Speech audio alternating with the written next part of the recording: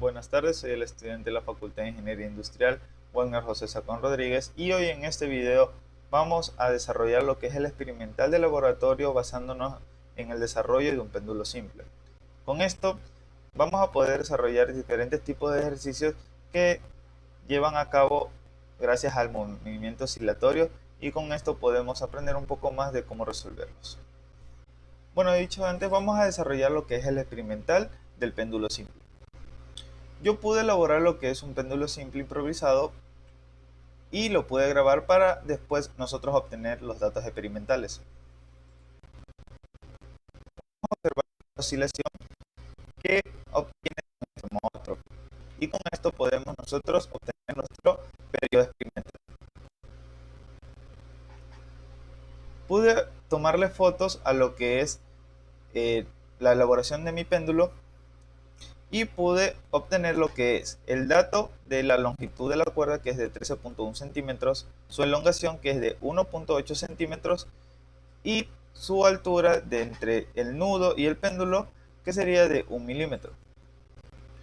Bueno, gracias al video podemos darnos cuenta y podemos hallar un aproximado de lo que es una media oscilación entre la abertura extrema de aquí a la otra abertura extrema de acá, que nos daría el tiempo aproximado de 0.044 segundos, donde su mitad sería 0.22 segundos, que sería desde el punto de equilibrio hasta la abertura de la oscilación. Una oscilación completa nos daría un aproximado de un periodo de 0.081 segundos con un ángulo de 7 grados. Y bueno, vamos a nosotros a demostrar lo que es el porcentaje de error de los elementos del movimiento armónico simple, y determinando la velocidad y la aceleración del péndulo construido tanto experimental como teórico. Yo pude desarrollar y graficar lo que es algo similar a lo que yo elaboré en el video, y pude colocar sus datos en lo que es la longitud de la cuerda, sus grados, la altura del nudo, su elongación, y con esto podemos trabajar mucho mejor. Y bueno, nosotros primero vamos a hallar nuestro primer dato, que sería la velocidad experimental. Con ello vamos a trabajar con lo que es la energía cinética, donde podemos ver cuando le damos la abertura no hay velocidad, pero sí tenemos altura, y cuando llega a su punto de equilibrio tenemos lo que es altura, pero no tenemos velocidad. Entonces, desarrollando esto, tenemos masa por la gravedad por la altura, que es igual a 1/2 por la masa de la velocidad al cuadrado. Esto reemplazando los datos, donde nos daría velocidad, que es igual a la raíz cuadrada de 2 por la gravedad de la altura. Reemplazando sus datos tenemos el valor experimental, que es de 0.14 metros sobre segundos. Bueno, ubicamos nuestros datos a un lado y desarrollamos lo que es un gráfico de cuerpo libre con sus respectivas componentes y sus grados, para nosotros poder hallar lo que es la aceleración experimental. Vamos a multiplicar lo que es la masa por la gravedad con el seno de 7 grados, donde nos daría su aceleración experimental, que es de 1.194 metros sobre segundos al cuadrado. Con ello seguimos y damos paso al segundo enunciado, que nos pide que, según los datos experimentales, conociendo la longitud de la cuerda, que es de 13.1 centímetros y un ángulo de abertura de 7 grados, hallar la ecuación de la elongación y tiempo t junto al periodo. Graficamos nuestro péndulo, y como nos pide que hallemos la elongación y su tiempo t junto con el periodo, para nosotros poder hallar nuestra altura de elongación, primero tenemos que desarrollarlo de una forma trigonométrica, donde realizamos desde el punto de abertura hasta el punto de equilibrio, nos da un triángulo rectángulo. Esto, colocando y haciendo una conversión de centímetros a metros, nos da que la longitud sería de 0.131 metros con el respectivo grado, que es de 7, y tenemos el lado adyacente y el opuesto, donde vamos a trabajar y hallar y, que sería su opuesto, que sería y, que es igual a 0.131 metros por coseno de 7 grados.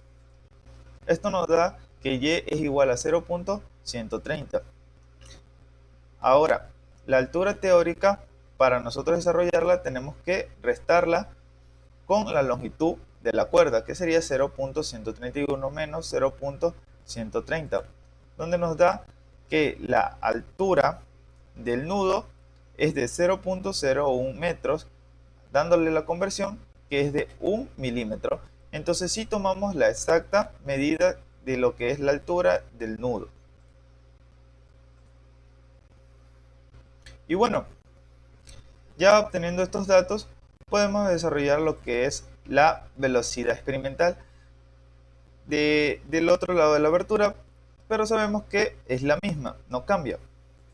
Bueno, con estos datos podemos reemplazarlos y obtener lo que es la elongación teórica, donde sería reemplazando que es 13.1 centímetros por el seno de 7 grados, nos da que su elongación de 1.596 centímetros, que a nosotros en nuestra medición, en nuestro dato experimental, nos dio que era 1.8.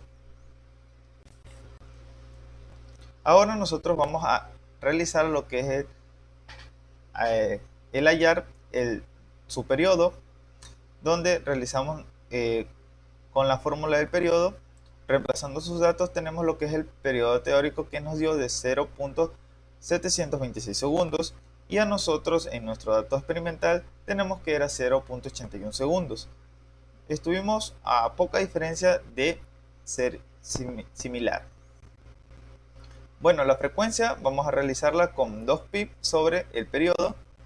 Reemplazando sus datos, tenemos que la frecuencia teórica es de 8.655 radianes sobre segundo, y en nuestro dato experimental teníamos 7.756 radianes sobre segundo. Entonces en el teórico aumentó un poco, pero estuvimos también un poco similar. Esto nos da a entender de que el error va a ser mínimo. Y bueno, para nosotros poder desarrollar lo que es el tiempo teórico, primero nos damos cuenta que una oscilación completa es una vuelta, entonces sería 360 grados, y lo vamos a multiplicar por el ángulo que nos dio desde la abertura al punto de equilibrio, que es de 7 grados, como ya conocemos. Con esto lo vamos a dividir por el tiempo, por el periodo teórico, que es 0.726. Esto nos daría un resultado de 0.14 segundos. Y bueno, para nosotros poder hallar lo que es el tiempo exacto desde el punto de equilibrio al punto de abertura, tenemos que realizar distintas deducciones de fórmula.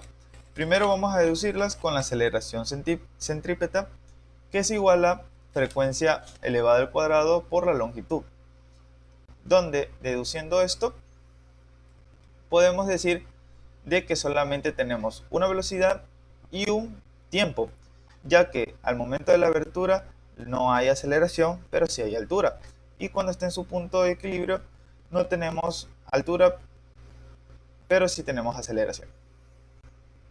Entonces, multiplicando el elevado al cuadrado, tenemos lo que es 4pi elevado al cuadrado por periodo elevado al cuadrado por su longitud, dando una deducción de tiempo que es igual a velocidad por el periodo al cuadrado sobre 4pi al cuadrado por su longitud de la cuerda. Aquí con esto, reemplazando los datos, podemos desarrollar lo que es el tiempo experimental, que nos dio de 0.25 segundos, que al momento nosotros hallamos que en nuestro dato experimental que fue 0.22 segundos. Estuvimos un poco cerca. Y con esto vamos a desarrollarlo ahora con el valor teórico, que nos da un tiempo experimental que es de 0.20 segundos.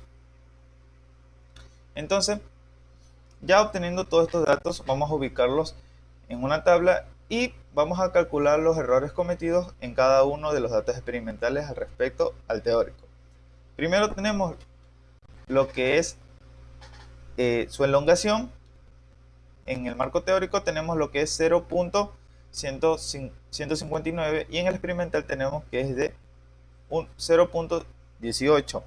Gracias a nuestra fórmula, que es % de error, que es igual a barras de valor absoluto, valor teórico menos el valor experimental sobre el valor teórico dividido para 100. Esto nos da y nos arroja un error de 1.32%. En la velocidad tenemos lo que es 0.194 en el teórico y en el experimental tenemos 0.14.